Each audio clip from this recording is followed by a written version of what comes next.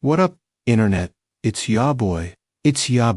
And today we're talking about a story so wild, so absolutely off the rails, it sounds like something straight out of a low-budget action movie. But nope, this happened in real life. Get ready for the tale of Marvin Hemmeyer and his legendary kill. The town versus the welder. So, picture this. It's the early 2000s, specifically 2004. We're in Granby, Colorado, a quiet little mountain town. Our main character is Marvin Hemmeyer, a welder and muffler shop owner. Now, Marvin was known for being a bit of an eccentric, but he was generally well-liked. He bought a plot of land to expand his muffler shop, ready to live out his quiet American dream. But then, things started to go sideways. The town council, for reasons that are still debated to this day, approved the construction of a concrete plant right next to Marvin's property. This meant rezoning, which cut off the road to his shop. Marvin was furious. He tried to appeal, he tried to negotiate, he tried to fight it through legal channels for years.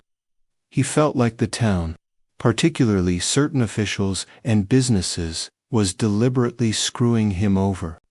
He had permit issues, fines, property disputes. It was a bureaucratic nightmare that seemed specifically designed to push him out.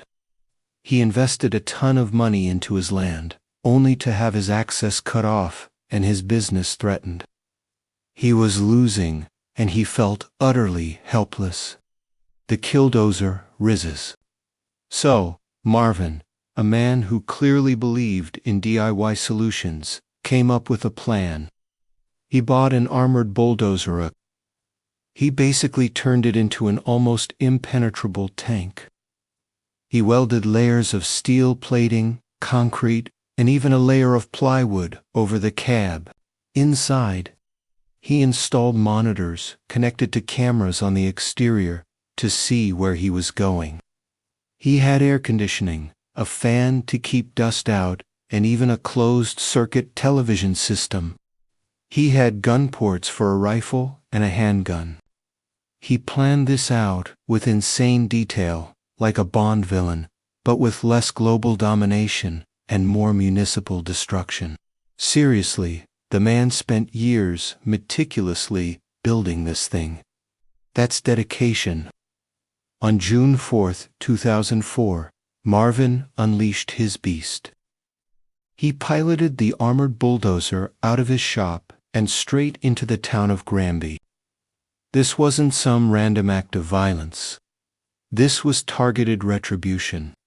He systematically drove the killdozer through buildings that he believed were involved in his disputes.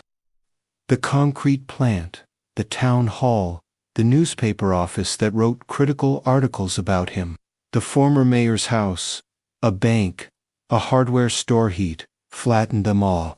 Police, sheriff's deputies, and even the SWAT team tried everything. They shot at the bulldozer with handguns, shotguns, and even a high-powered rifle. Nothing worked. The bullets just bounced off the armor. They tried to get on top of it, but the concrete and steel plating made it impossible. He drove through buildings, knocked down power poles, severed gas lines.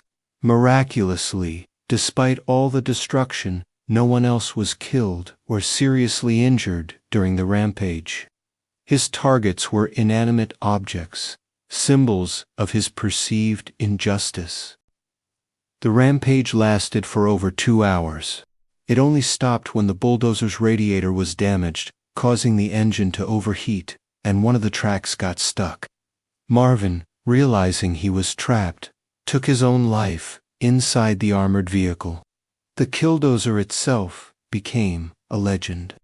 It took authorities days to cut through the armor and get inside the machine. They eventually hauled it away and dismantled it, scattering its pieces to prevent anyone from trying to rebuild it or glorify the act. The story of Marvin Hemmeyer and his killdozer is a bizarre, tragic, and utterly captivating tale of one man pushed to his absolute breaking point. It's a dark, cautionary tale about the frustrations of bureaucracy, property rights, and what can happen when someone feels they have no other options left. Anyway, that's all for today. What's the craziest act of rebellion or revenge you've ever heard of? Let me know in the comments below. Stay wild, Internet. Peace out.